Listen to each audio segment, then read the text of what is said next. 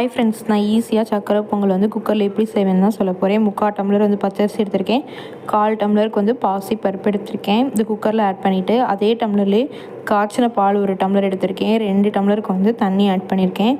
Add பண்ணிவிட்டு இதை வந்து 4 விசில் விட்டு எடுத்தோம்னா பொங்கல் நல்லா சூப்பராக ரெடி ஆயிரும். குலைவாக வெந்து வந்துடும். ஏலக்காவும் இது கூட 2 வந்து தட்டி சேர்த்துக்கிட்டேன். இதுக்கு வந்து இனிப்புக்கு வந்து வெள்ளைப்பாகு தான் ஆட் பண்ண போகிறேன். நாட்டு சக்கரை கூட ஆட் பண்ணலாம்.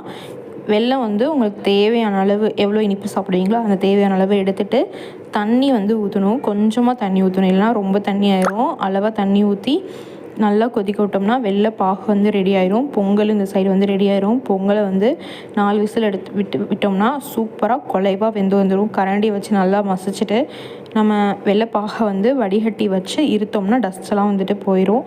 நல்லா இது ரெண்டையும் பொங்கலையும் வெள்ளைப்பாகும் நல்லா மிக்ஸ் பண்ணிவிட்டு கேஸ் ஆன் பண்ணிவிட்டு ஒரு 5 மினிட்ஸ் அப்படியே வச்சிடணும்.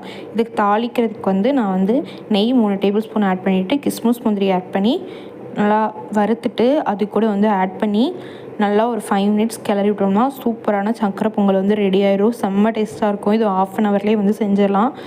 நீங்கள் கண்டிப்பாக ட்ரை பண்ணி பார்த்துட்டு கமெண்ட் பண்ணுங்கள். அதுக்கு முன்னாடி நம்ம சேனலை சப்ஸ்கிரைப் பண்ணுங்கள், சப்ஸ்கிரைப் பண்ணிக்கோங்க. இந்த வீடியோ வந்து உங்களுக்கு பிடிச்சிருந்தா லைக் பண்ணுங்கள், உங்கள் ஃப்ரெண்ட்ஸ் கூட ஷேர் பண்ணுங்கள், சப்ஸ்கிரைப் பண்ணிக்கோங்க.